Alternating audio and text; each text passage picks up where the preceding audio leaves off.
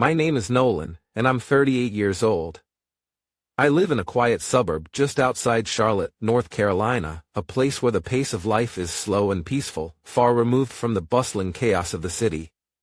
Charlotte is a rapidly growing city known for its high-rise buildings, vibrant food scene, and financial district, but out here in the suburbs, I found the kind of tranquility I had always dreamed of. Our neighborhood is filled with homes built in the 1980s, each with large front yards, tall oak trees lining the streets, and families who have lived here for decades. My life was once everything I had hoped for. I married Serena when we were both just 23 years old. We first met at an outdoor concert in Asheville, North Carolina, and it was one of those moments where everything just clicked. Serena had bright blue eyes, a radiant smile, and a warm personality that could make anyone feel at ease. She used to work as a kindergarten teacher, she loved kids and had a natural passion for taking care of others.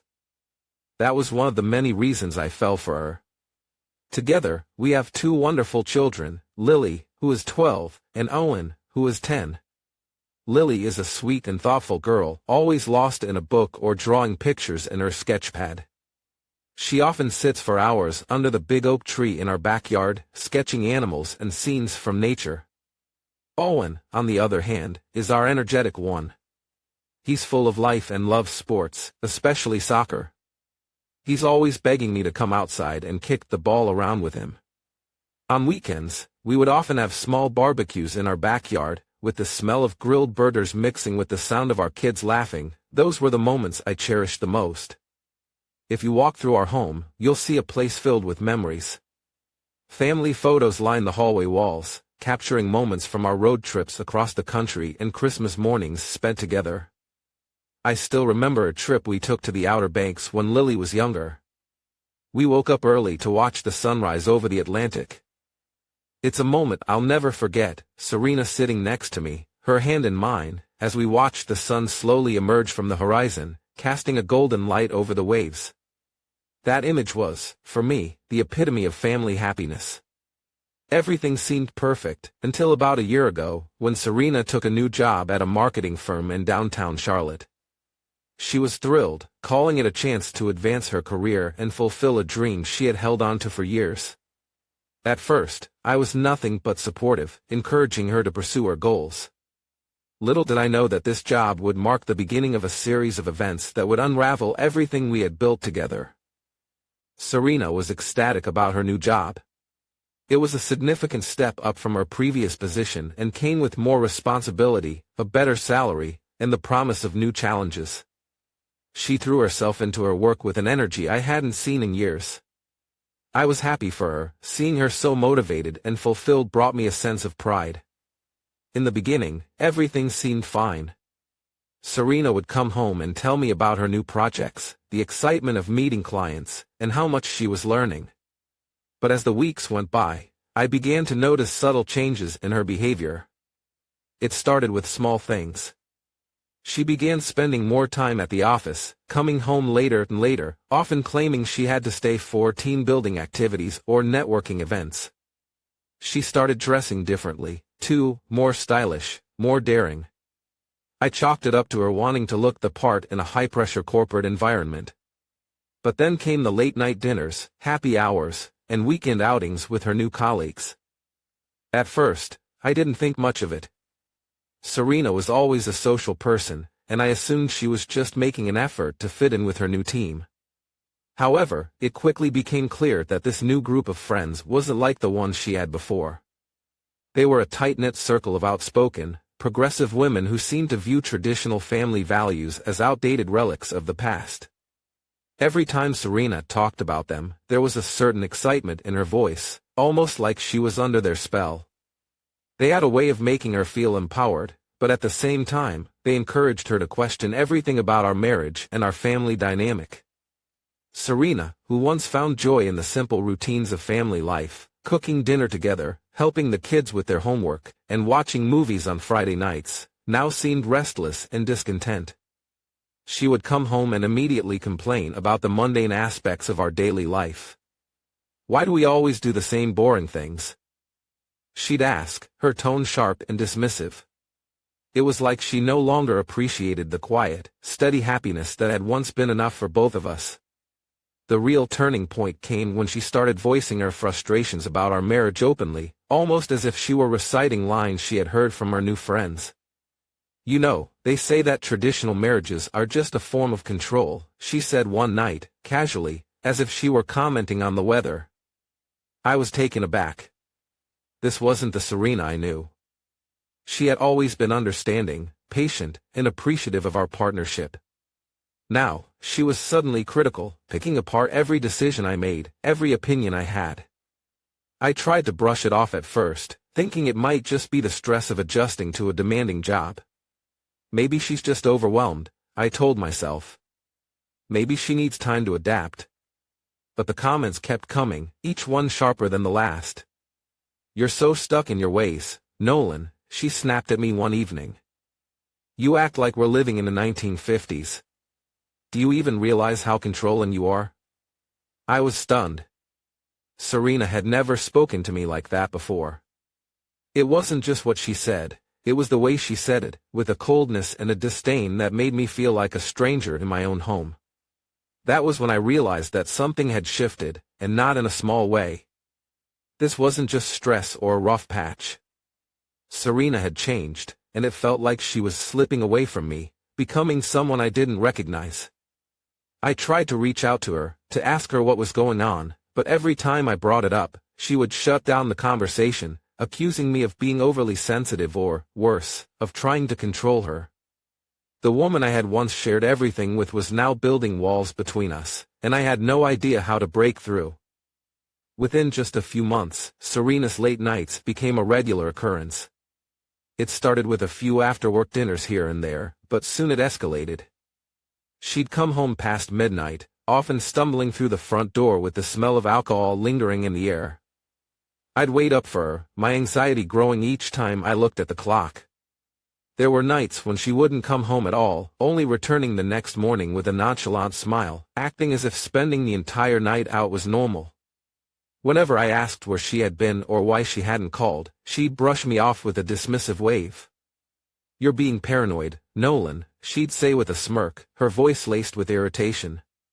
"I'm just hanging out with friends. Why are you always trying to control me?" Her words stung, but what hurt more was the look in her eyes, a look I'd never seen before. It was as if she no longer cared about my concerns or how her behavior might affect our family. One night, she came home in a state I'll never forget. It was well past 2 a.m., and I had been pacing the living room, my phone in hand after trying to call her for hours without any response. When she finally walked through the door, she was visibly drunk, her makeup smudged, her clothes disheveled. She could barely keep her balance as she stumbled inside, leaning against the wall for support. My heart sank as I rushed to help her, but she pushed me away, slurring her words. "Don't touch me, Nolan," she snapped, her voice sharp and unfamiliar. "I don't need you to babysit me." I asked her why she hadn't answered her phone, trying to keep my voice calm despite the storm of emotions raging inside me. "What if something had happened to you?" I asked, my worry evident. Instead of responding with any sort of understanding, she turned on me, her face twisted with anger. "You're always trying to control me," she shouted, her voice echoing through the quiet house. "You're suffocating me with your constant questions and your need to monitor everything I do." It was like talking to a different person, someone I didn't recognize. The sweet, caring Serena I knew would never have come home in this condition, much less lash out at me for being worried about her. I felt a deep sense of unease settling in my chest, a gnawing suspicion that something was very wrong. I could feel the distance between us growing, and no matter how hard I tried to reach out, she kept pulling further away, shutting me out completely. As the weeks went by, her behavior only got worse. She'd spend entire weekends away, claiming she was at a retreat or a workshop, but never providing any real details. When she was home, she was glued to her phone, her expression distant and distracted, as if she was in another world. It became impossible to have a normal conversation with her, everything felt strained and tense. If I asked her about her night or who she was with, she'd roll her eyes and accuse me of being possessive. "I'm allowed to have my own life," Nolan, she'd say, her tone filled with contempt. Not everything is about you. The breaking point for me came one night after she had fallen into a deep sleep. I lay next to her in bed, staring up at the ceiling, my mind racing. I couldn't shake the feeling that I was missing something, that there were things she wasn't telling me. Her phone buzzed softly on the nightstand, lighting up the dark room for a brief moment. I glanced at the screen. It was a message notification. My heart pounded in my chest as I reached for her phone, my hand trembling. I knew it was wrong to invade her privacy, but at that moment, the fear of what I might find was outweighed by the fear of not knowing. I took a deep breath and unlocked her phone. What I saw next would shatter the last fragments of trust one had left. As I scrolled through Serena's phone that night, my heart pounded in my chest. I knew I was crossing a line, but I felt like I had no choice. This wasn't just about curiosity or paranoia, it was about finding the truth that she had been hiding from me. But as I went through her messages, I quickly realized that something was off. There were hardly any text conversations at all, just a few generic messages from her family and a couple of notifications from work.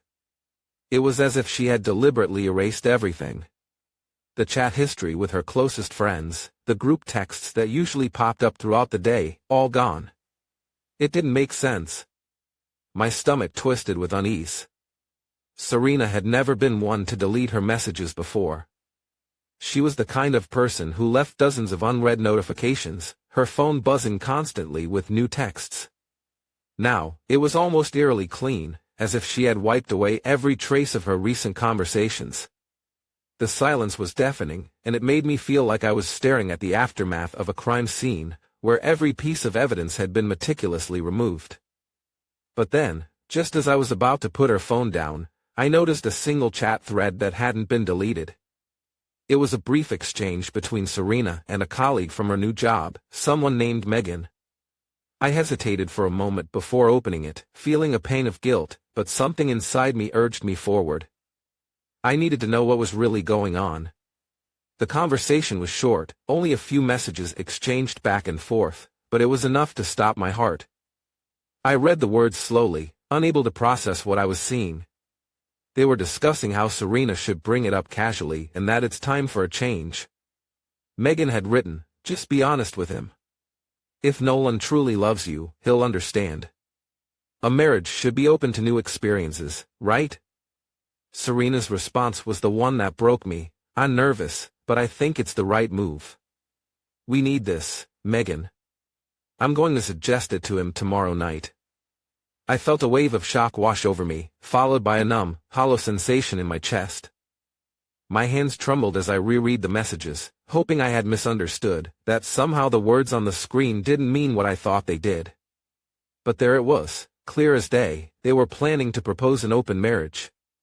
Serena, the woman I had shared my life with for over a decade, the mother of my children, was preparing to ask me to accept something I had never even considered.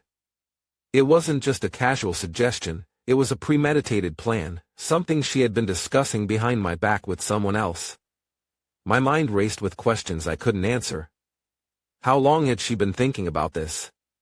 Was this really what she wanted, or was she just being influenced by her new circle of friends?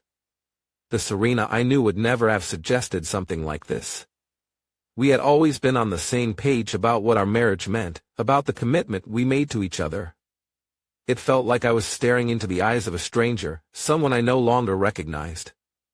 I sat there in the darkness, feeling a mixture of anger, betrayal, and a deep, aching sadness. It wasn't just the idea of an open marriage that hurt, it was the realization that she had been planning this without me, making decisions about our relationship as if my feelings didn't matter. I had always thought we were a team, that no matter what happened, we faced it together. But now, it felt like I was the last to know, a bystander in my own marriage. The worst part was the casual tone of the conversation, the way she talked about it as if it were a minor change, like trying a new restaurant for dinner. "We need this," she had said. But who was we? I certainly hadn't been asked if I wanted this. It was clear that, in her mind, this was already decided. I was just an obstacle she had to get past, a hurdle standing in the way of her new desires. I put the phone down, feeling like the ground had been pulled out from under me. The room felt colder, the silence more oppressive. I could hear Serena's steady breathing as she slept peacefully beside me, oblivious to the turmoil she had just unleashed inside me. I wanted to wake her up, to confront her right then and there, but I knew I wasn't ready. I needed time to process, to figure out what this meant for us and for our family. I needed a plan, because whatever came next, I knew it would change everything. The next morning, the sun was shining through the kitchen windows, casting a warm glow over the table where we sat for breakfast. It was a typical Saturday morning in our household, the smell of fresh coffee, the sound of the kids playing in the living room. But today, everything felt different. My mind was still racing from what I had discovered the night before, and I could barely meet Serena's eyes as she casually sipped her coffee, seemingly oblivious to the storm brewing inside me. As we started eating, she cleared her throat and looked at me with a kind of forced nonchalance. "So, I've been thinking," she began, her voice light and airy, as if she were suggesting we go on a weekend trip or try a new restaurant. "You know, I've been reading a lot lately, and talking with some friends from work. Have you ever considered the idea of an open relationship?" I put down my fork and stared at her. There it was, just as I had read in her messages. But hearing it come from her lips, delivered so casually, was like a punch to the gut. I took a deep breath, fighting the urge to let my anger take over. I had spent the entire night thinking about how I would respond, and I knew I couldn't afford to lose my temper. Not yet. I leaned back in my chair, trying to keep my voice steady. "An open relationship?" I repeated, making sure I hadn't misheard her. She nodded, giving me a small, nervous smile, as if she expected me to be curious, maybe even intrigued. "Yeah," she said, her tone light. "You know, it's becoming more common now. A lot of people are finding it can help strengthen their marriage, give each other space to explore new experiences. It doesn't have to mean anything bad. It's just a way to try something different." I could feel my blood boiling beneath the surface, but I kept my expression calm. I knew exactly what this was. It wasn't a spur-of-the-moment idea or a sudden realization. It was premeditated. Planned. I had seen the messages, the discussions, the encouragement from our friend Megan. This wasn't about strengthening our marriage, it was about justifying her actions and her desires. "Who is he?" I asked quietly, cutting straight to the point. I watched as the color drained from her face, her smile faltering. She blinked, feigning confusion. "What do you mean?" she asked, her voice suddenly strained. "You know exactly what I mean, Serena," I said, my voice firmer now. "I'm asking who the other man is. Or should I say, men?" For a moment, she just sat there, staring at me with wide eyes like a deer caught in the headlights. Then, she tried to regain her composure, laughing nervously. "Nolan, you're being ridiculous. This isn't about anyone specific. It's just an idea I wanted to discuss with you, that's all." But I wasn't going to let her dodge the question. I leaned forward, lowering my voice so the kids wouldn't hear us from the next room. "Serena, I saw the messages," I said slowly. "I know what's going on. And I'm giving you one chance to be honest with me. If you lie again, I'll walk out of here and call my lawyer. So I'll ask you one more time, who is it?" The room went silent except for the distant laughter of our children playing, oblivious to the gravity of the moment. I could see the wheels turning in her head as she realized that the game was up. The nervous smile disappeared, replaced by a look of resignation. Her shoulders slumped, and she finally lowered her gaze, unable to meet my eyes. "Fine," she whispered, her voice barely audible. "You want the truth?" "Yes, there are two of them. It started at one of those parties, the ones I told you were just work events. I didn't plan for it to happen, but it did.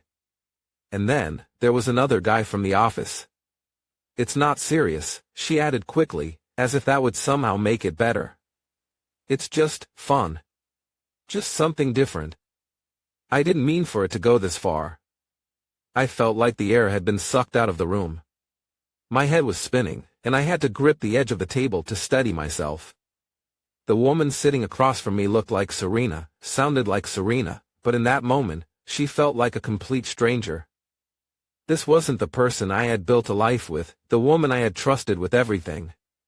I couldn't comprehend how she had gone from the loving, devoted wife I once knew to someone who would lie to my face, betray our vows, and then try to justify it as something different. I swallowed hard, trying to keep my voice steady. "Do the kids know?" I asked, my eyes burning with tears I refused to let fall. She shook her head quickly, looking almost panicked. "No, of course not. I would never let them find out about this. It's just between us, Nolan. It doesn't have to change anything. We can work through this. We can try the open relationship, and maybe it'll help us find what we've been missing." I stood up, pushing my chair back so hard that it scraped against the floor. "No, Serena," I said, my voice cold and final. "You're the one who's missing something. Not me. And whatever it is you're looking for, I hope you find it, because I'm done searching for it with you." With that, I turned and walked away, feeling the weight of a decade's worth of trust, love, and shared memories crumble into dust behind me. In that moment, it felt as though the entire world had crumbled around me. My heart pounded painfully in my chest, my ears ringing with the weight of the truth I had just uncovered. It was as if the ground beneath me had been pulled away, leaving me suspended in a freefall of shock and disbelief. I couldn't process what I had just heard. Serena, the woman I had loved for more than a decade, had not only betrayed me but was now standing there, trying to justify it as something trivial, as if it were just another experiment in our marriage. I needed to see it for myself. I needed proof, something tangible that would either confirm or deny the ugly reality I was facing. I held out my hand, my voice barely above a whisper. "Give me your phone, Serena." It wasn't a request, it was a demand. Her eyes widened, panic flashing across her face. She took a step back, clutching her phone tightly to her chest like it was her lifeline. "No," she said sharply. "You don't get to do this, Nolan. You don't get to invade my privacy just because you're upset. This is exactly what I mean when I say you're controlling." I could feel a surge of anger boiling up inside me, but I swallowed it down. This wasn't the time to argue. I needed the truth, and I was going to get it one way or another. "If you have nothing to hide," I said slowly, trying to keep my voice steady, "then why won't you let me see it?" For a moment, she looked at me with a mixture of defiance and fear. Then, without another word, she spun around and tried to leave the room. But I was quicker. I grabbed the phone from her hand, ignoring her protests, and headed straight for my office, slamming the door behind me. I could hear her pounding on the other side, her voice raised in a frantic pitch. "Nolan, you're being ridiculous," she yelled. "Give me back my phone. This isn't your right." I ignored her, locking the door behind me. My hands were shaking as I plugged her phone into my computer, launching a data recovery program I had used in the past. It felt like hours, but it was only a few minutes before the screen lit up with a list of recovered files. My eyes scanned the screen, and what I saw made my blood run cold. The first few messages that popped up were explicit photos, images of Serena that she had sent to someone else, photos I had never seen before. My heart sank as I clicked through them, each one a painful reminder of how far she had gone, how deeply she had betrayed me. It wasn't just one man, there were multiple threads, each with different names, different conversations. The messages were graphic, filled with flirtations, suggestive texts, and plans to meet up. I felt sick to my stomach, like I was reading the private diary of a stranger. There were messages from one man suggesting they meet up at a hotel downtown, Serena replying with winking emojis and promises of what she would wear. Another thread showed a different man asking her to come over after work, in her reply, "Can't wait to see you again. Last night was incredible." The casualness of it all, the lack of any guilt or hesitation, was like a knife twisting deeper into my gut. She wasn't just having an affair, she was living a double life, reveling in it, making plans to continue. I could hear Serena still yelling outside the door, her voice hoarse from screaming. "You're insane, Nolan. You have no right to do this. You're nothing but a control freak. Her words were a barrage of accusations, but they felt hollow, like the desperate cries of someone who knew they had been caught but refused to take responsibility. I threw open the door, the phone still clutched in my hand. Serena stood there, her face flushed with anger, her eyes wild. For a moment, neither of us said anything, the silence thick with unspoken accusations and shattered trust. I held up her phone, my hands shaking with a mixture of rage and heartbreak. "How long?" I asked, my voice cracking under the weight of the question. "How long has this been going on, Serena? And don't lie to me. I've seen everything." She glared at me, crossing her arms defensively, as if she were the one who had been wronged. "So what if you did?" she snapped, her tone dripping with venom. "What are you going to do about it, Nolan? You think you can control every part of my life? Well, newsflash, you can't. This is why I did it. Because of you. Because you suffocate me with your need to manage everything, to keep me on a leash." Her words felt like a slap to the face. It wasn't just the betrayal, it was the complete lack of remorse, the way she was twisting it around to make it my fault. I had expected tears, an apology, some sign that she regretted what she had done. But there was nothing, just defiance and resentment. I took a deep breath, trying to steady myself. "You're blaming me?" I asked quietly. "You think this is my fault? You're the one who lied. You're the one who cheated. And instead of owning up to it, you're standing here, trying to make me out to be the villain." She threw her head back and laughed, a harsh, bitter sound that echoed down the hallway. "Oh, please," she spat. "You were the one who pushed me away. You were the one who made me feel trapped. This was the only way I could breathe." I stared at her, unable to recognize the woman standing in front of me. The Serena I loved was gone, replaced by someone cold and unfeeling, a stranger with the same face but none of the heart. I knew then that whatever we had was over, and there was no going back. I turned away, my eyes burning with unshed tears. "I'm calling the lawyer," I said, my voice hollow. "This marriage is done." I wasted no time after that confrontation. The very next morning, I made an appointment with a divorce attorney. The decision felt both terrifying and liberating. I had spent so many sleepless nights agonizing over what to do, clinging to the hope that things could go back to the way they were. But after everything I'd seen and heard, I knew there was no repairing this. Serena had crossed a line that could never be uncrossed. It wasn't just about the affairs, it was about the lies, the betrayal, and the complete disregard for everything we had built together. Sitting in the lawyer's office, I explained the situation, trying to keep my voice steady as I laid out the facts. The attorney, a sharp-eyed woman named Rebecca, listened intently, taking notes and nodding thoughtfully.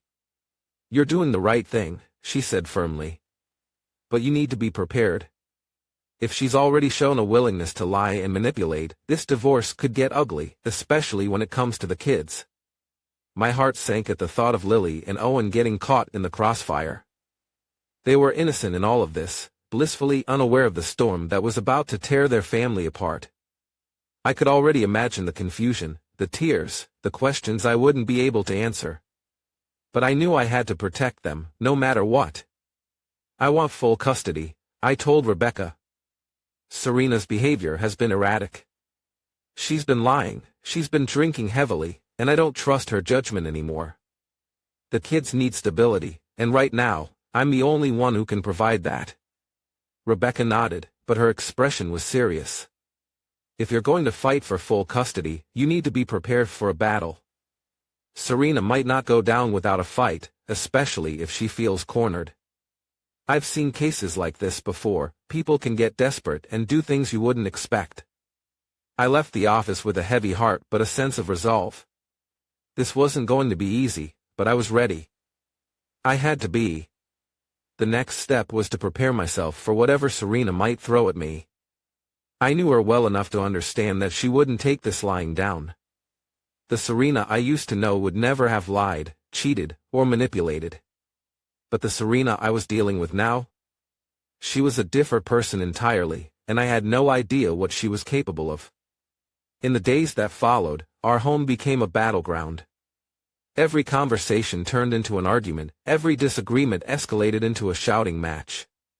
The kids, sensing the tension, retreated into their rooms more often, whispering to each other when they thought we couldn't hear. It broke my heart to see them like that, caught in the middle of a conflict they didn't understand. One night, after another explosive argument, I made a decision that felt both paranoid and necessary. I installed cameras around the house. It wasn't something I ever thought I'd have to do, but I needed to protect myself. I'd seen how manipulative Serena could be when she felt threatened, and I couldn't risk her fabricating stories about abuse or violence to gain the upper hand in court. It felt invasive, a violation of the privacy of our own home, but I didn't see another option. I had to think about the worst-case scenario. When Serena found out about the cameras, she was livid. "What the hell is this, Nolan?" she screamed, her face twisted in fury. "Are you spying on me now? Is this what it's come to? You're treating me like a criminal." "I'm protecting myself," I replied, keeping my voice as calm as I could. "You've already lied about everything else. How do I know you won't lie about this too? I can't afford to take that chance, not when the kids are involved." Her eyes narrowed, a look of pure malice flashing across her face that I had never seen before. "You think you're so smart," she spat. "You think you've got it all figured out. But you don't know what I'm capable of. If you push me, I will make sure you never see those kids again. I'll tell the court you've been abusive, that you've been controlling me for years. Who do you think they'll believe, Nolan?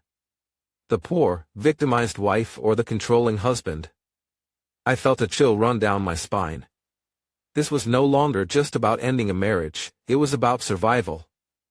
I realized then just how far Serena was willing to go, how much she was willing to destroy to get her way. The woman I had loved was gone, replaced by someone ruthless and calculating. Her threat wasn't just an empty promise, it was a declaration of war. I took a step back, staring at her in disbelief. "Is this really who you are now?" I asked quietly. "You're willing to destroy our family, to drag our kids through this, just to win?" She laughed, a cold, bitter sound that echoed through the room. "You still don't get it, do you? This isn't about the kids. This is about me finally taking control of my life. I'm done being the perfect wife, the perfect mother. I'm done living by your rules." I felt a wave of sorrow wash over me, deeper than anything I had felt before. This wasn't just a fight, this was the end of everything I had believed in, everything I had built. The love, the trust, the partnership, it was all gone, replaced by resentment and bitterness. "I'm calling my lawyer," I said, turning away from her. "This ends now." As I walked away, I could hear her voice behind me, still yelling, still trying to get the last word. But I didn't look back. I couldn't. I had to focus on what mattered most, protecting my children and finding a way to rebuild the pieces of my life that Serena had shattered. In the months that followed, Serena sank deeper into a lifestyle I could no longer recognize. Her nights out became more frequent, and she was always surrounded by her new circle of friends, women who seemed to thrive on chaos, living for the next wild party. Serena started coming home smelling of alcohol and cigarettes, sometimes with a faint, sweet scent that I quickly realized was marijuana. Her eyes would be bloodshot, her voice slurred, and she'd stagger through the front door in the early hours of the morning, laughing at nothing, as if the world was one big joke. At first, I tried to convince myself this was just a phase, a temporary rebellion she'd eventually snap out of. But things only got worse.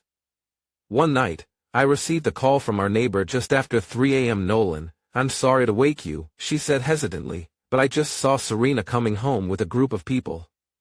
They don't seem like the kind of crowd she usually hangs out with. They're loud, and I thought you should know." I peeked out the window and felt my heart sink. There she was, surrounded by strangers, stumbling up the driveway, laughing hysterically. It was a scene I never thought I'd witness, my wife, looking like a stranger herself, lost in a world I had no part in. But the breaking point came a few weeks later. It was a quiet Saturday morning, and I was making breakfast for the kids when my phone rang. The voice on the other end was stern and unfamiliar. "Mr. Nolan? This is Officer Ramirez with the Charlotte Police Department. I'm calling to inform you that your wife, Serena, has been arrested. There was a car accident last night. She and her friends were under the influence of drugs and alcohol. They were speeding and crashed into another vehicle at an intersection downtown. I felt the room spin, my hand gripping the phone so tightly I thought it might shatter. Arrested. Drugs. Accident." The words echoed in my mind as I struggled to process what I was hearing. I could barely breathe, my body numb with shock. I glanced over at the kitchen table where Lily and Owen were sitting, eating their breakfast, completely oblivious to the chaos unfolding. "Daddy, is everything okay?" Owen asked, looking up at me with wide, innocent eyes. I knew then that this was it. This was the line I could not cross, the moment I could no longer pretend that everything would be all right. Serena's reckless behavior had gone beyond just hurting me, she was endangering her own life and the lives of others. There was nothing left to save. I had to get out, and I had to take the kids with me before it was too late. I called my parents immediately, and within hours, I had packed up our things.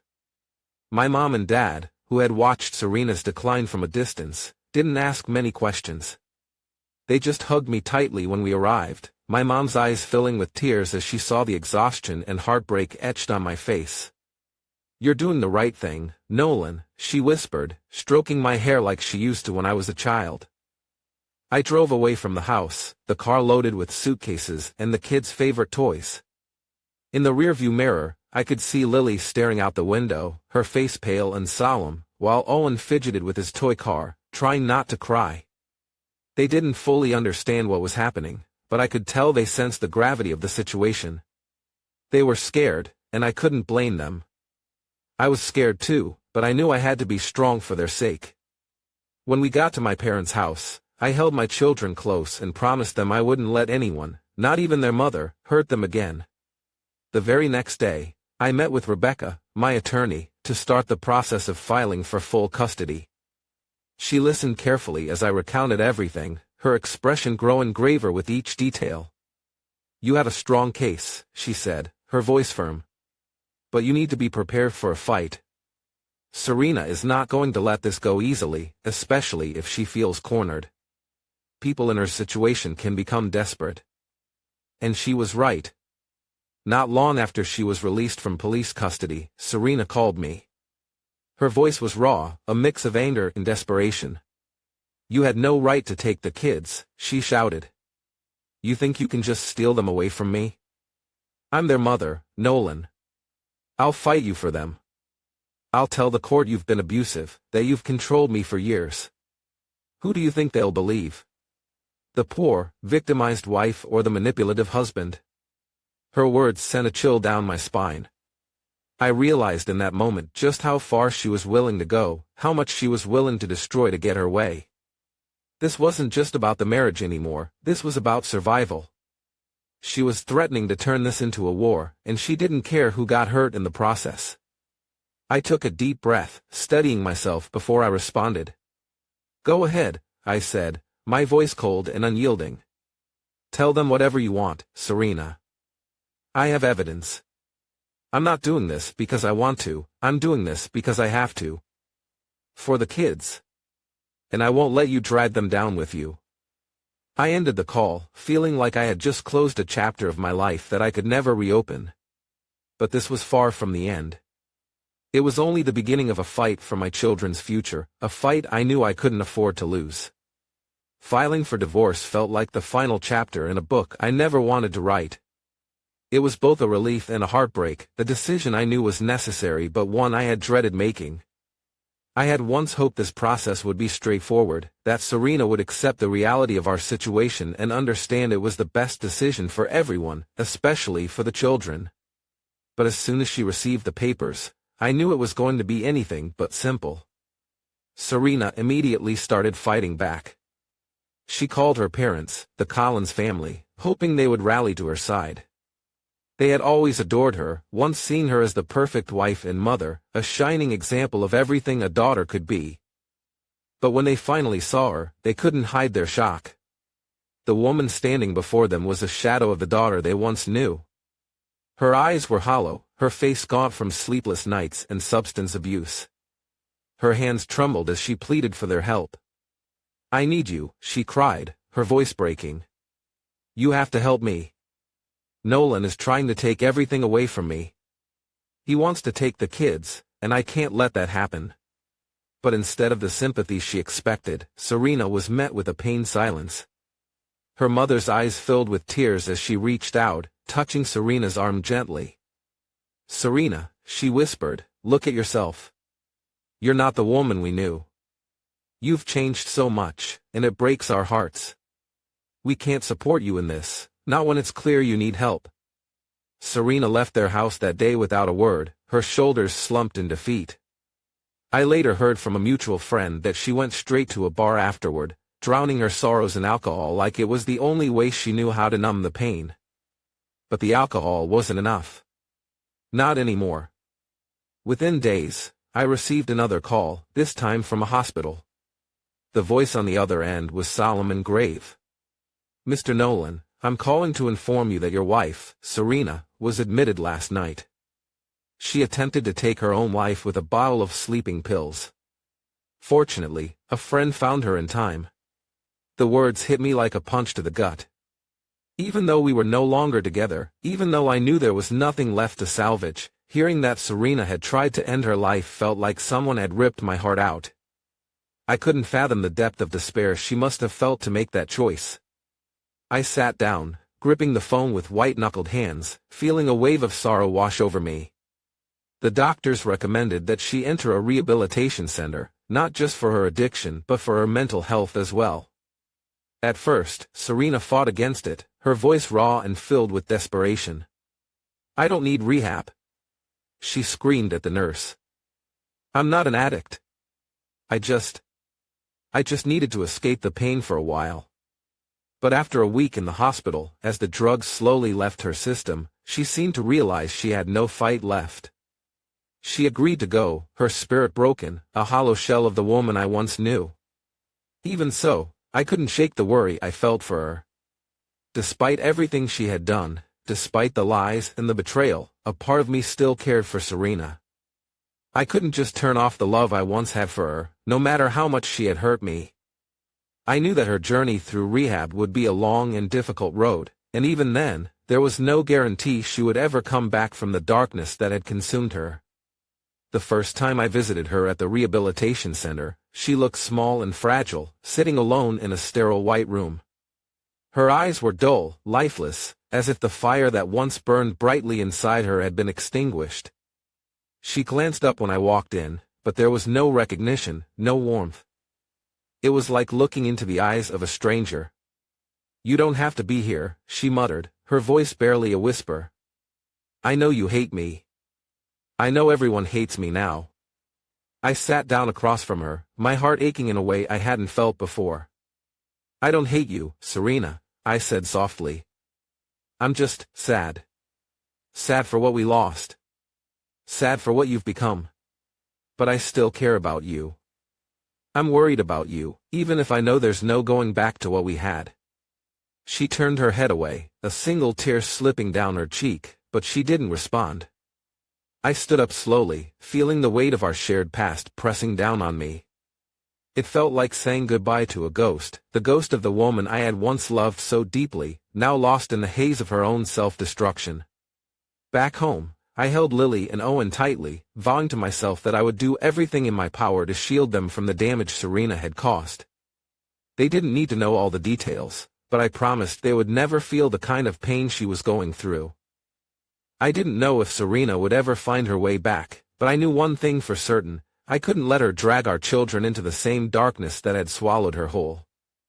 A year had passed since I filed for divorce and took my children away from the chaos that had consumed our lives. It was a year marked by immense change, by sleepless nights and moments of quiet despair, but also by the small, steady steps toward healing. In that time, I focused all of my energy and love on Lily and Owen, the two bright lights that guided me through the darkest period of my life. It wasn't easy. There were days when I struggled to get out of bed, haunted by memories of what once was, and the overwhelming guilt of wondering if I had done everything I could. But then I'd see Lily drawing quietly in her sketchbook, her face calm and focused, or Owen's laughter as he chased the dog in the backyard, and I'd remind myself that this was what mattered most.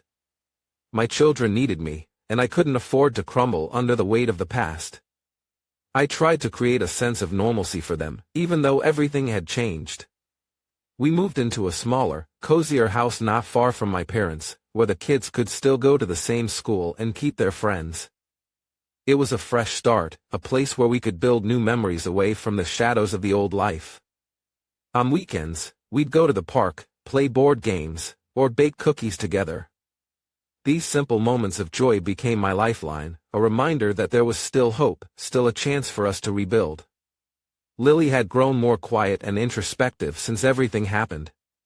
She never asked about her mother, but I could see the questions in her eyes, the way she'd look at me when she thought I wasn't paying attention. One night, as I was tucking her into bed, she finally spoke up. "Dad," she whispered, her voice small, "is Mom ever coming back? Does she still love us?"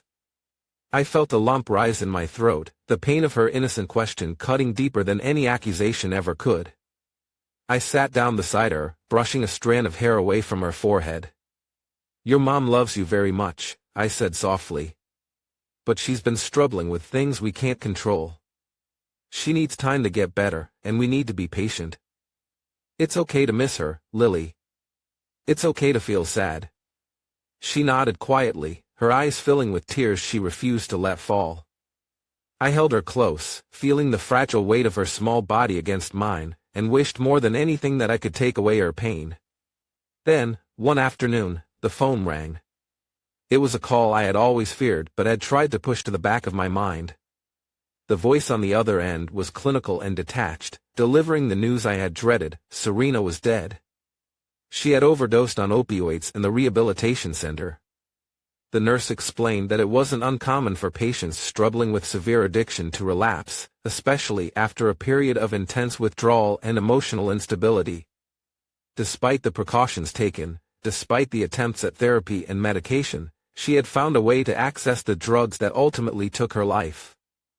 I hung up the phone and sat there in silence, staring at the floor. The emotions hit me all at once, like a tidal wave crashing over me: shock, sadness, anger, and an unexpected, gut-wrenching sense of relief. I had spent so long worrying about her, fearing for her safety, dreading the possibility that she might never escape the clutches of her addiction. And now, it was over. The fight, the pain, the endless cycle of self-destruction, it had all come to an abrupt end. But was I relieved? Did I feel a twisted sense of freedom now that she was gone? I didn't know. I sat there, head in my hands, trying to sort through the tangled mess of my feelings. Part of me wanted to scream, to cry out in grief for the woman I had once loved, the mother of my children. But another part of me felt a hollow, aching emptiness, a sense that perhaps this was the only way her suffering could have ended. I thought about the Serena I first fell in love with, the bright, vibrant woman who could light up a room with her smile, who held my hand as we watched the sun rise on the beach, who kissed me goodnight every evening without fail. That woman was long gone, lost to the demons she couldn't defeat. But I still mourned her, still wished I could have done something to save her. I knew I had to tell the kids. I took them to the park that evening, wanting to give them a familiar, comforting place before delivering the news.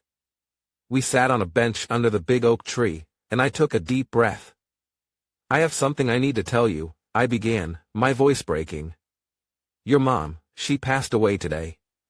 Lily's face crumpled, and she buried her head in my shoulder, sobbing silently. Owen just sat there, staring at me with wide, confused eyes, as if he couldn't quite understand what I was saying. "She's not coming back?" he asked softly. "No, buddy," I whispered, holding him close. "She's not coming back. But she loved you both very much, and she was fighting her own battles. It wasn't your fault. It wasn't anyone's fault." We stayed there, wrapped up in each other's arms, as the sun dipped below the horizon. I realized then that I was crying too, tears of sadness for what we had lost, but also of relief that this chapter was finally closed. The pain would linger, but the uncertainty was gone. We could finally start to heal. In the months that followed, I continued to focus on rebuilding our lives. I took the kids to therapy, helped them navigate their grief, and made sure they knew they were loved every single day. I didn't know if I would ever find peace with what happened to Serena, but I knew I had to keep moving forward for the sake of our family. And as I looked at Lily and Owen, laughing together in the backyard one afternoon, I felt a glimmer of hope. We had survived the storm, and though the scars would remain, the future was still ours to shape. Now, as I stand here beneath the wide blue sky of Charlotte, the sun shining down on us, I feel the warm breeze brushing against my face. It's a perfect day, the kind of day that makes you want to believe in the promise of new beginnings. I look down at my children, their small hands clasped tightly in mine. Lily, with her thoughtful eyes, is staring off into the distance, lost in her own world. Owen, ever the energetic one, kicks a pebble along the sidewalk, glancing up at me every now and then as if searching for reassurance. "Dad," Owen asks suddenly, his voice small and hesitant, "do you think Mom will ever come back?" The question hangs in the air like a weight, pressing down on my chest. I can see Lily looking up at me too, her eyes filled with a quiet hope she's too young to fully conceal. It's a question I've dreaded, one I've known would come eventually, but nothing could have prepared me for the moment when it finally arrived. I take a deep breath, kneeling down so I can look into their eyes. "Your mom loved you both very much," I say softly, my voice thick with emotion. "She always did. But she was fighting battles inside herself that none of us could see, and sometimes those battles become too hard to win. It wasn't because of anything you did. It wasn't because she didn't love you. She just couldn't find her way back." Lily's lower lip trembles, and she nods, tears pooling in her eyes but not falling. She's grown up so much this past year, forced to mature faster than any child should. I pull her close, feeling her small arms wrap around my neck, and I hold her as if I could shield her from all the pain in the world. Owen leans into me too, burying his face in my shoulder, and I stroke his hair gently. "We'll be okay," I whisper to them both. "We have each other, and we're going to keep moving forward. We're going to make new memories, ones that aren't filled with sadness. And maybe, one day, we'll be able to remember your mom and smile instead of cry." They don't say anything, but I can feel their little hearts beating against mine, and in that moment, I know we're going to make it through this. It won't be easy, and the scars will remain, but we're still standing. We're still here, together. As we start walking again, I glance up at the sky. The clouds are drifting lazily, the sun casting a golden glow over everything. I think about Serena, the woman I fell in love with all those years ago, the woman who made me laugh, who held my hand as we navigated the early years of marriage and parenthood. I remember the good times, the laughter, the dreams we shared. It's easy to forget, amidst all the pain, that there were once moments of pure joy, moments when I couldn't imagine loving anyone more. But now, that trust, that certainty I once had, feels like a distant memory. Serena was my partner, the one person I thought I could always rely on. Her betrayal shattered something deep inside me, something I'm not sure can ever be fully repaired. There's a scar there now, a reminder of the love we had and how quickly it can turn to ash. I wonder if I'll ever be able to love again. It's not a question of wanting to, I do, in a way. I want to believe that I can find happiness, that I can share my life with someone new. But the thought of opening myself up like that, of being vulnerable again, feels impossible. I gave so much of myself to Serena, trusted her with every piece of my heart, and she broke it in ways I never imagined possible. I watch as Lily runs ahead, her laughter ringing out like music, and Owen chases after her, his face lighting up with a grin. They deserve a father who is present, who can give them everything they need. And for now, that's enough for me. I'm not sure if there's room in my heart for someone else yet, but I know I have to keep moving forward, if not for me, then for them. Maybe one day, I'll meet someone who can help me heal, someone who can see past the cracks and the scars. Or maybe I won't. Maybe I'll spend the rest of my life with just the memories of what could have been. And that's okay too. I've come to accept that not every story has a perfect ending. Some chapters are filled with heartbreak, others with joy, and sometimes, the best we can do is keep turning the page. The one thing I know for sure is that I will never forget Serena.